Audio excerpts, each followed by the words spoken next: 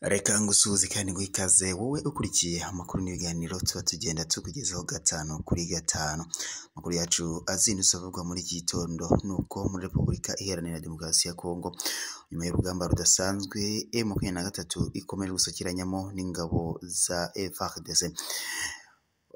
Umuryango rero wa MONUSCO watangaje ko wifuza gutanga ubufasha ndetse mu rwego rwo gukomeza guha ubufasha FARDC kugira ngo ibashe kurwanya uyu mutwe wa M23. Si icyo gusa kandi kuko nyuma y'ibyo byose kandi muri Repubulika Iharanira Demokarasi ya Kongo imirwano izindutse ari yose mu tundi duce dutandukanye harimo nko kwibere ry'inkumi. N'amakuru rero adasanzwe abyutse avugwa muri iki gitondo, aho rero umuryango wa MONUSCO watangaje ko uri kwifuza ku buryo wafasha igihugu ndetse gufasha aba basirikare ba FARDC kubona ibikoresho bitandukanye ndetse mu buryo bwo kugira ngo FARDC n'abafatanyije kurwanya uyu mutwe wa M23 babashe guhangana n'uyu mutwe wa M23 ukomeje gusakiranya na FARDC mu bitero bidasanzwe bikomeje kuvugwa muri iki gihugu cya Repubulika Iharanira Demokarasi ya Kongo. Ibi rero bikaba byatangajwe na Jean Pierre Lacroix ubwo yari ari muri Repubulika Iharanira Demokarasi ya Kongo, aho rero uyu muyobozi yatangaje ko bagiye gufasha ingabo za FARDC ndetse n'abafatanyabikorwa bawo aribo abacacuro harimo na Wazalendo n'Abarundi mu rwego rwo gukomeza kugira ngo barwanye umutwe wa M23 mu ntambara ikomeje guhuza iki gihugu n'uyu mutwe wa M23. Iyi ntambara rero ikomeje kuvugwa muri iki gihugu nk'uko bigenda bitangazwa, aho FARDC na M23 bakomeje gusakiranya maze bigakomeza guhungabanya umutekano w'abaturage. Uyu Lacroix Jean Pierre rero yabitangaje ubwo yagiranaga ibiganiro n'abayobozi batandukanye mu nzego zitandukanye kugira ngo barebe icyakorwa kugira ngo bakomeze gushaka umutekano w'iki igihugu ndetse n'abaturage muri rusange. Umutwe wa M23 rero wakomeje kuvugwa mu bitero bidasanzwe ndetse n'iki gisirikare cya FARDC bahanganye, aho rero mu minsi mikeya ishize hazindutse havuga ko hari imirwano idasanzwe hagati ya M23 ndetse na FARDC mu bice bitandukanye nka Sake ndetse n'ahandi hatandukanye mu duce dutandukanye twari ya Nyiragongo. Amakuru rero yakomeje kugenda avugwa ariko bikakomeza kugenda bivuga ko FARDC ariyo yaba iri kugenda ikoresha ibitwaro bya kirimbuzi cyangwa se bidasanzwe mu rwego rwo gukomeza guhangana n'uyu mutwe wa M23. Amakuru rero yakomeje kugenda avugwa hirya no hino, aho M23 nayo yatangaje ko mu gihe umutwe wabo ariwo M23 nyine waba ubonye ko ibitero FARDC ikomeje kugabaho byaba bihagaze, nayo yakomeza gushaka uburyo yasubira inyuma cyangwa se yahagarika ibyo bitero. Ariko nanone yatangaje ko mu gihe FARDC idahagaritse ibyo bitero umutwe wa M23 nawo uzakomeza gushaka uburyo bwose bushoboka igakomeza kwirwanaho ndetse no kurinda abaturage. Uyu Jean Pierre Lacroix yatangaje ko mu gihe iyi ntambara yaba ikomeje gusakiranya hagati y'izi mpande zombi, MONUSCO izashaka uburyo bwose bushoboka, haba ubwo gutanga ibikoresho ndetse no kuyifasha gutsinda uru rugamba. Izabikora byihuse kugira ngo barwanye cyangwa se bace intege uyu mutwe wa M23. Uyu mutwe wa M23 ukaba warakomeje kumvikana mu bitero bidasanzwe ihanganye n'iki gisirikare cya Kongo, aho rero uyu mutwe wakomeje kuvuga ko uzakomeza gukora ibishoboka byose ukarinda umutekano w'abaturage ndetse nk'uko bikomeje kugenda bitangazwa. FARDC yakomeje gushinjwa ko nk'uko byatangajwe n'uyu mutwe wa M23 ko FARDC ngariyo yaba yakomeje gutera ibitwaro biremereye mu bice bitandukanye mu rwego rwo gukomeza ngo kuyobya uburari.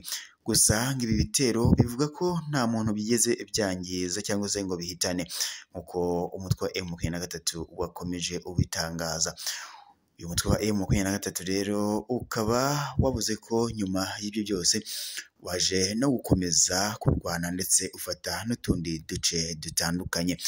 Andi makuru rero ni uko kandi umutwe wa M23 mu bitero bidasanzwe bakomeje guhanganamo n'izi ngabo za FARDC ndetse n'abafatanyabikorwa babo, batangaje ko nyuma y'uko hari ibitero bidasanzwe byagaragaraga muri Sake, ibindi bitero byaje kugaragara mu gace kazwi ngo kwibere ry'inkumi, nk'uko amakuru akomeza kugenda atangazwa na M23.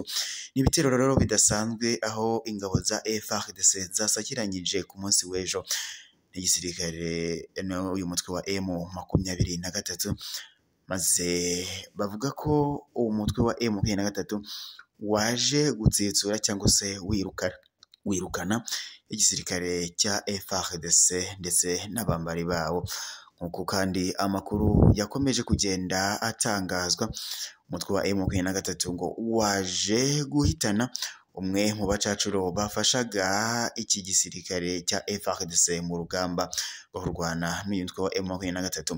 Uwo rero yaje kuhasiga ubuzima, akaba ari uwo mu gihugu cya Romania ndetse mugenzi we nawe akaba yaje kuhakomerekera. Nk'uko rero amakuru akomeza kugenda atangazwa n'uyu mutwe wa M23. Uyu mutwe wa M23 rero mu rugamba wiyemeje kurwanya n'iki gisirikare cya FARDC, urugamba rukomeje kugaragaramo ibikorwa bibi, aho abaturage bakomeje kuhasiga ubuzima. Nk'uko ndetse byatangajwe, bamwe mu baturage baje kuva mu duce dutandukanye nka Sake berekeza mu mujyi wa Goma, nk'uko M23 yakomeje kugenda ibitangaza.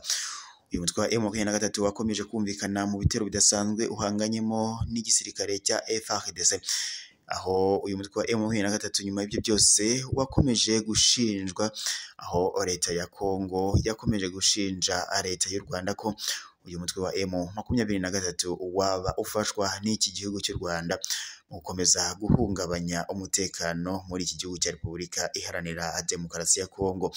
Gusa nubwo u Rwanda rushinjwa ibyo byose, ibyo birego rushinjwa rukaba rwarakomeje kubyamaganira kure, ruvuga ko ari ibihuha atari ko bimeze.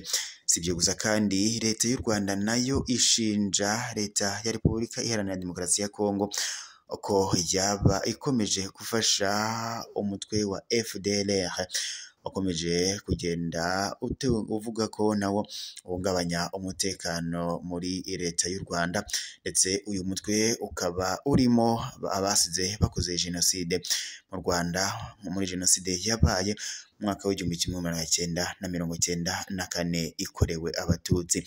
Leta ya Kongo rero nk'uko yakomeje kugenda ibitangaza, uyu perezida w'iki gihugu Antoine Felix Tshisekedi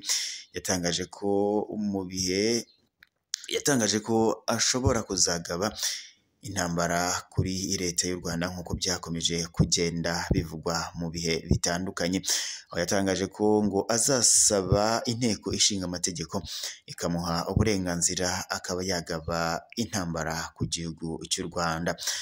Umutwe wa M23 rero nk'uko wakomeje kugenda uvugwa mu bihe bitandukanye ko wakomeje gusakiranya n'igisirikare cya Kongo. Uyu mutwe wa M23 watangaje ko wari ukeneye ibiganiro hagati yawo n'iki gihugu cya Repubulika Iharanira Demokarasi ya Kongo, ariko perezida w'iki gihugu ariwe Antoine Felix Tshisekedi Tshilombo ntabwo yigeze aha agaciro namba ibyari byasabwe n'uyu mutwe wa M23. Uyu mutwe wa M23 watangaje ko rero mu gihe ibiganiro bitagenze neza M23 izakomeza kwirwanaho mu buryo bwo gushaka umutekano wabo ndetse n'uw'abaturage bakomeje kugenda bagabwaho ibitero.